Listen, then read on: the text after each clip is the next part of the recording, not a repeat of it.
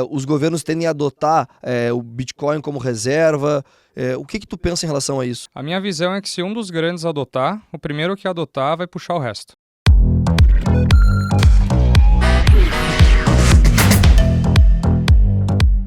Café na mão, fone no ouvido e foco no mercado. O Avelcast começa agora. Eu sou Henrique Casagrande, sócio e assessor da Avel Investimentos, eleita pela XP, a melhor assessoria de investimentos do Brasil. Eu tô com um convidado muito especial hoje para um podcast ainda mais especial. João Marinho, economista formado pela URGS, sócio e assessor da Avel e assessor top 100 da XP. João, é com muita honra e muito prazer que eu te recebo aqui e eu tenho certeza que o papo vai ser de muita qualidade.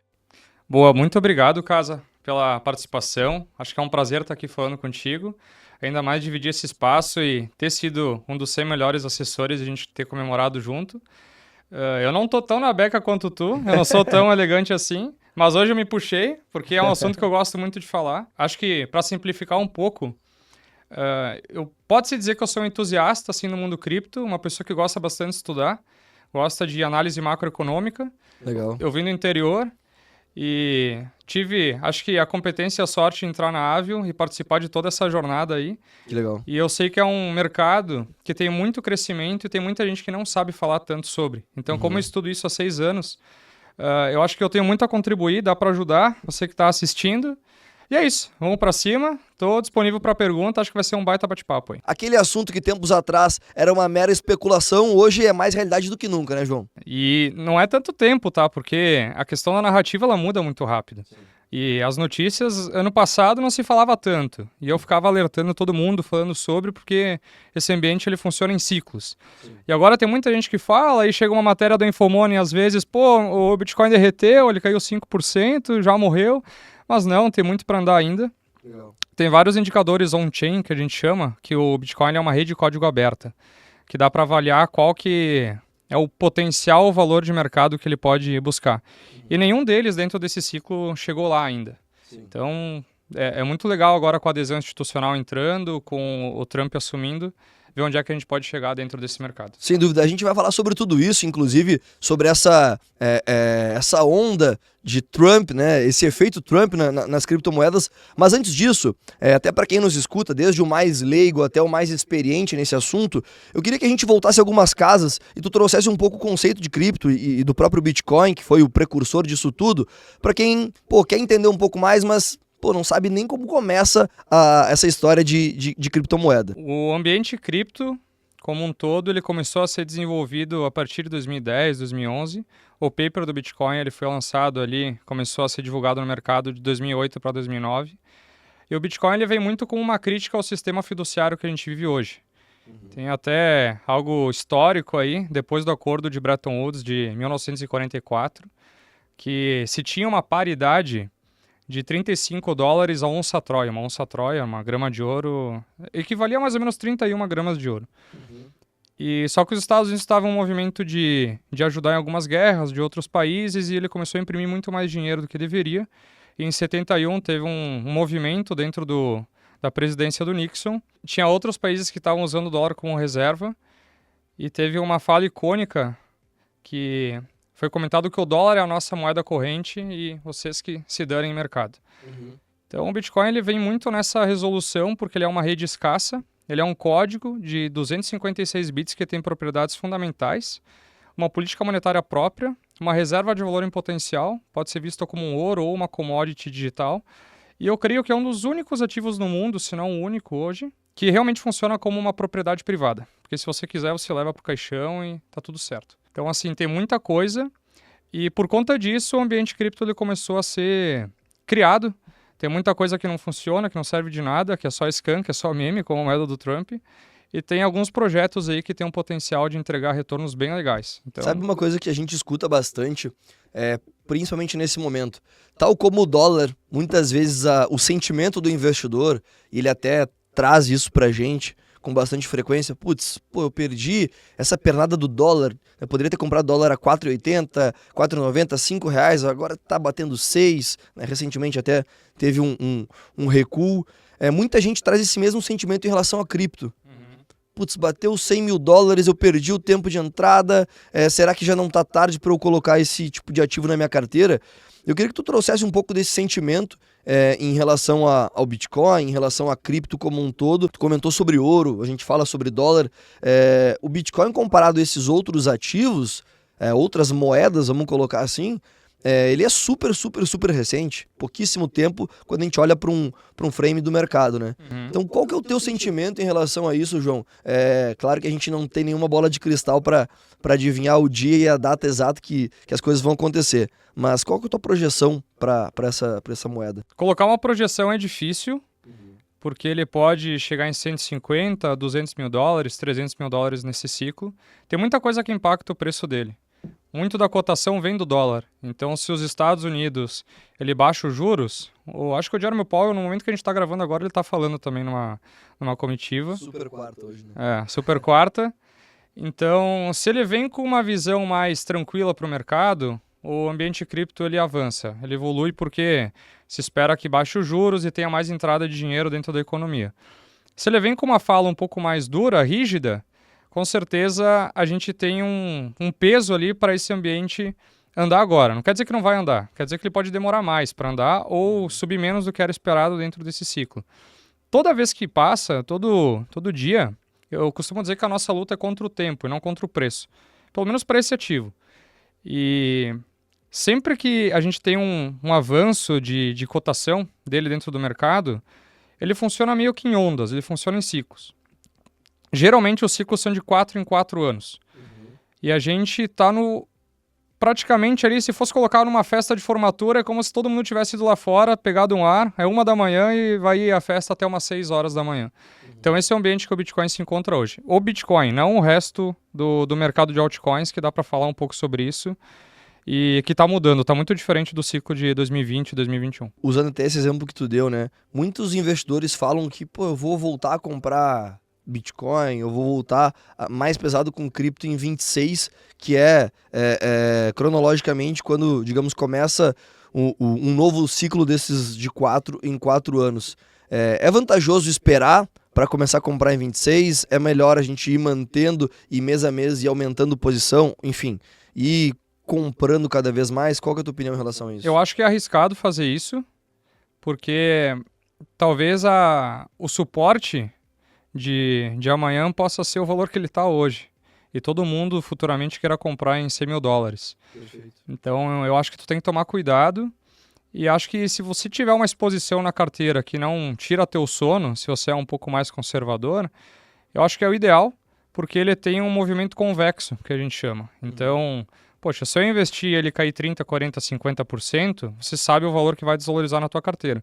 Só que se ele subir, ele pode subir muito mais, esse ambiente pode subir muito mais. Perfeito. Então a tua carteira ela tem muito mais alfa de potencial de retorno do que de queda. Sabe que a gente brinca, né, que o nerd de hoje pode ser o futuro milionário de amanhã, porque a gente, brincando nos bastidores, né, enxerga uma moeda que é um meme, que é mais uma tiração de onda valorizando 2.000, 3.000, 5.000% em questão de dias, né? E algo que é legal de falar sobre cripto, até para quem nos escuta, para quem nos assiste, tem muito essa relação de juros e de momento da economia. Porque quando os juros começam a estabilizar e baixar, o apetite de mercado por ativos de risco tende a aumentar. Então, isso favorece ações, isso favorece fundos imobiliários, mas também criptomoeda como um todo, né? Tu falou um pouco sobre as altcoins. Para quem nos escuta e não tem esse discernimento, essa clareza, João, qual que é a diferença, por exemplo, da gente pegar um Bitcoin, que é a mais famosa, a mais difundida, a mais fundamentada, para uma altcoin? O Bitcoin ele tem um fundamento próprio dele, que é a crítica ao poder governamental e a forma que a gente brinca hoje com uma moeda, né? Que parece que a gente está brincando com dinheiro de banco imobiliário. Essa é a crítica dele e é para isso que ele tende a evoluir, a crescer dentro do mercado. As altcoins elas podem ser vistas como empresas, as que têm fundamento, podem ser comparadas a uma small cap norte-americana. Tirando a Ethereum, que ela é um pouco mais consolidada, e a Solana, o resto é small cap pura. Entra em projeto de venture capital, de private equity, que são projetos que o pessoal investe ali para tentar fazer alguma coisa, ter um crescimento.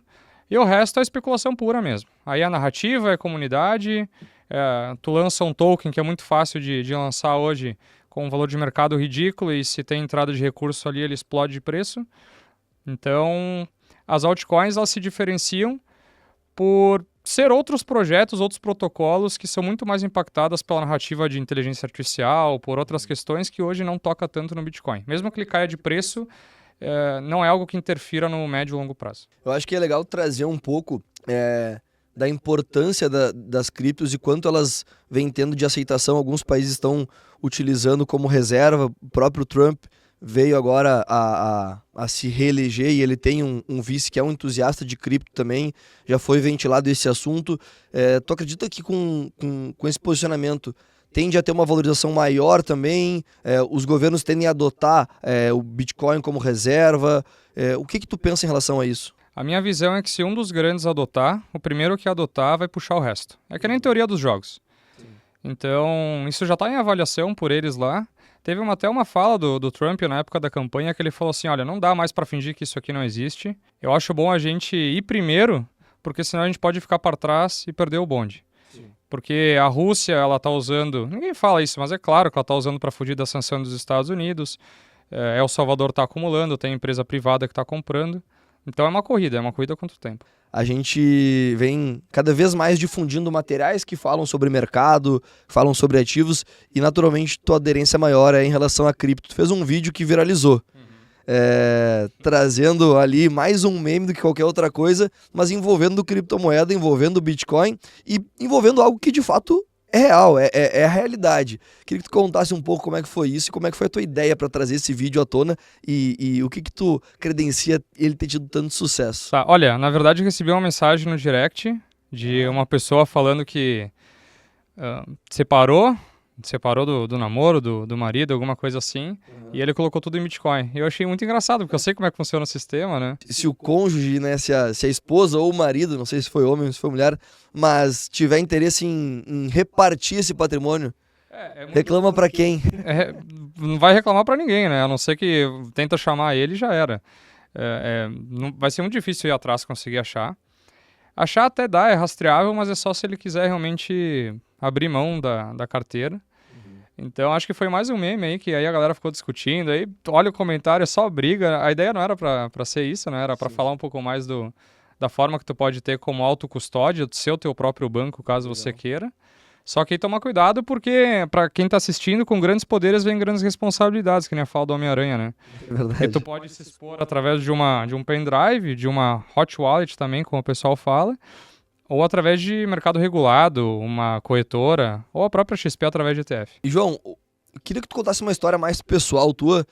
Eu sei que tu é um cara, não só um entusiasta, eu acho que o teu lado profissional ele fala mais alto e tu tem um prazer de estudar esse mercado. Eu queria que tu me contasse duas coisas. Primeira delas, como é a tua rotina para sempre se manter atualizado, tendo em vista que esse mercado ele é super dinâmico e todos os dias basicamente aparecem novas moedas, novas oportunidades. Essa é a primeira pergunta, um pouco da tua rotina. E segundo, eu queria saber de todas as criptos que tu já investiu, qual foi a que te deu a maior alegria e outra que te deu a maior tristeza? Minha rotina, eu tento ter algo muito organizado, porque uma parte considerável do meu patrimônio hoje é em cripto. Então, ou eu acompanho ou tenho que tomar cuidado. As narrativas estão mudando muito rápido nesse ciclo, toda semana é algo novo, então tem que estar atualizado. Então, eu acompanho muito relatório, eu olho muito vídeo, tem muita análise, de novo, on-chain que eu faço, que tem vários links, como Look into Bitcoin, entre outros, que você consegue analisar onde é que a gente está dentro desse ciclo. Então, eu fico acompanhando isso. Análise grafista também, para olhar... Para quem está assistindo vai ficar um pouco técnico, mas olhar RSI, estocástico lento, formas que você consegue ter algum panorama de preço. E tu tem algum canal, algum site que tu costume ver com frequência? Como é que hoje tu organiza esse estudo? Pô, tal dia eu vou estudar por esse material, tu chega a ter esse tipo de organização ou tu vai mais num freestyle assim? Eu vou num freestyle. Eu acho que muita coisa que eu pego é do Twitter também. Então Legal. Eu sigo muita gente, principalmente da gringa, no Twitter. Uhum. E aqui no Brasil tem vários canais assim que falam um pouco disso. Tem, para quem gosta um pouco mais de análise grafista, tem o Augusto Bax. Para quem gosta de olhar a parte mais degenerada do negócio, que é NFT, memecoin, tem o Caio Vicentino. Para quem gosta de olhar essa parte on-chain que eu falei de questão estatística, tem o Crypto Campus. Então, tem uma galera boa no Brasil assim que acompanha.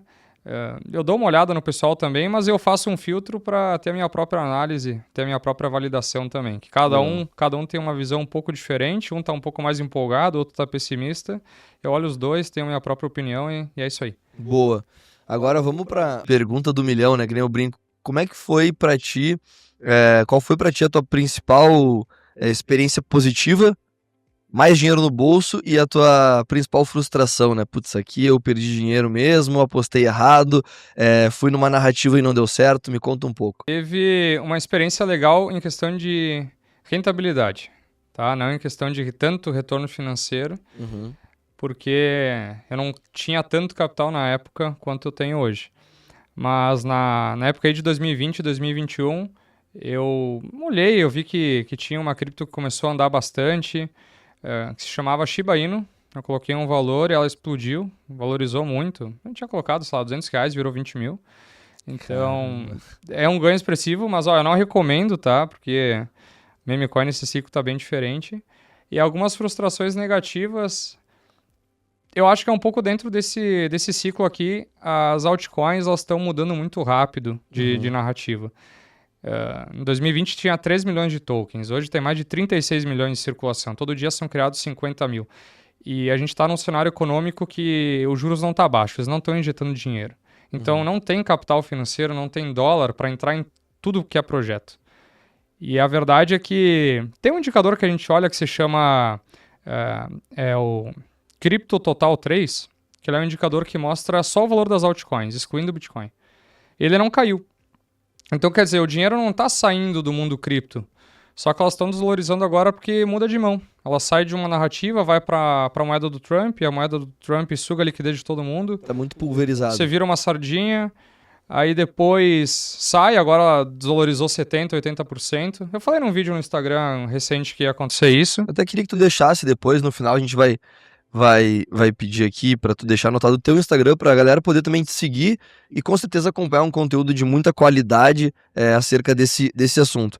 Tem um ponto que tu tocou e que eu já vi tu comentar em outros vídeos, que é essa questão de liquidez. De muitas vezes a gente entrar numa moeda que está hypando, entrar num ativo que está se multiplicando rápido e quando a gente entra tem uma queda aí considerável, abrupta e a gente perde todo o dinheiro. Me explica um pouco o que é esse virar liquidez ou tornar liquidez para uma moeda. Toda moeda ela tem um valor de mercado.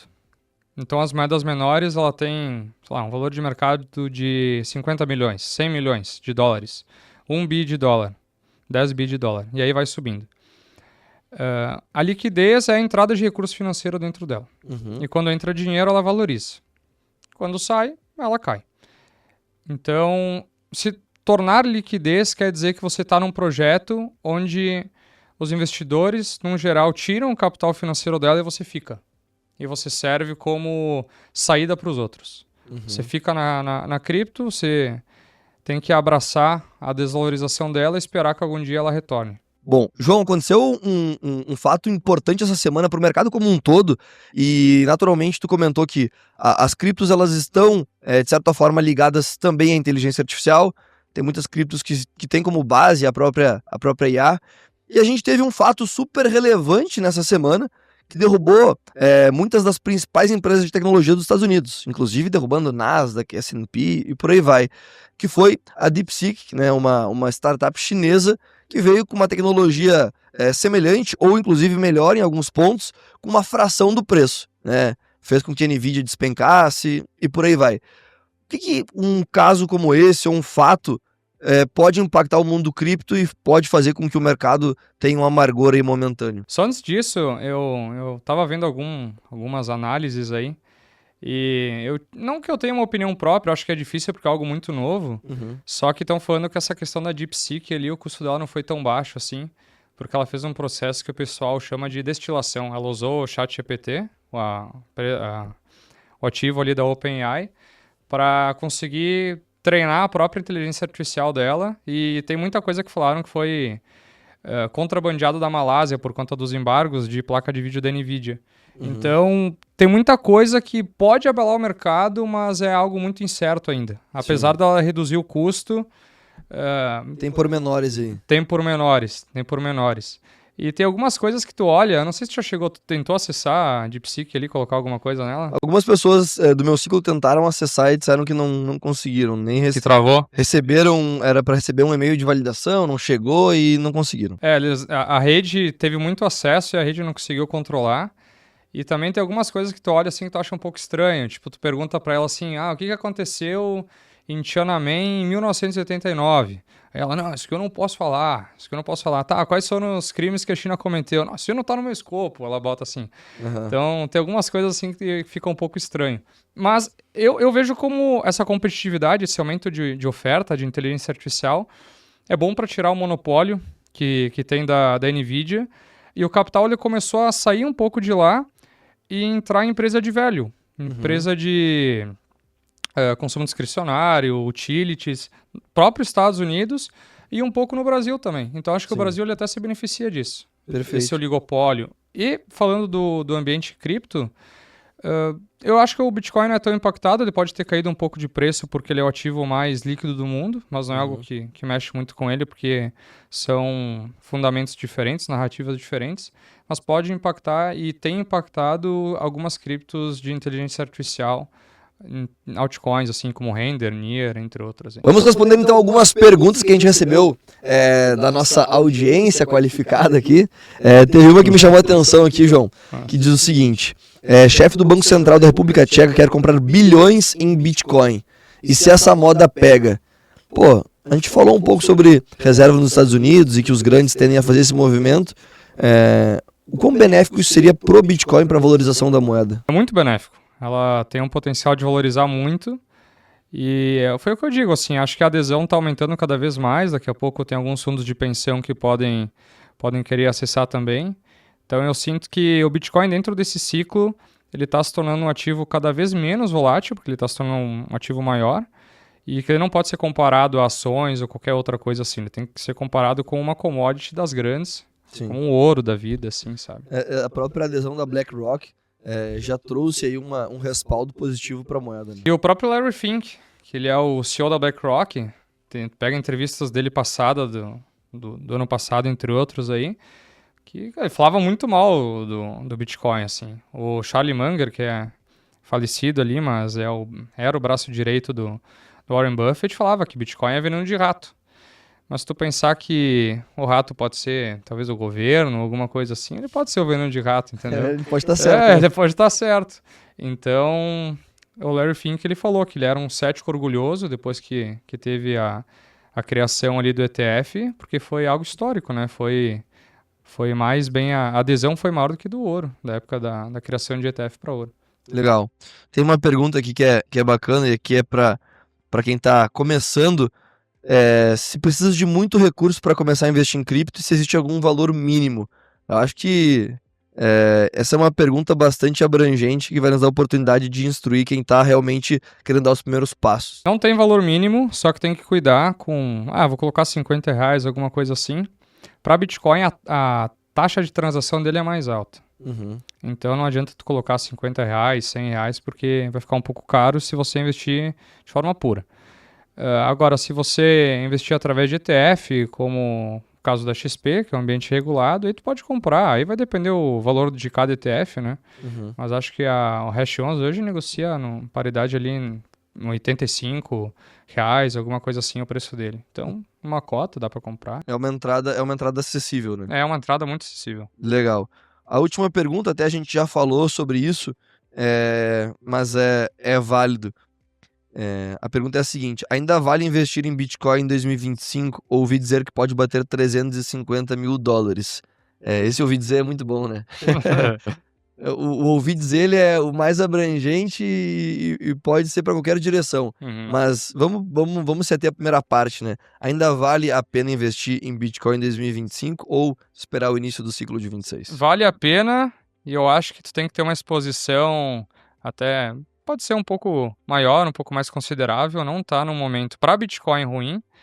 E se tiver 1% da carteira, é o que a minha avó teria. Então tem que ter mais. É isso aí. Boa, boa. Agora a gente tá se encaminhando para uma parte final, um bate-bola aqui. Eu vou trazer pro João 2 alternativas e ele vai ter que escolher a que ele considera melhor. Tá preparado, João?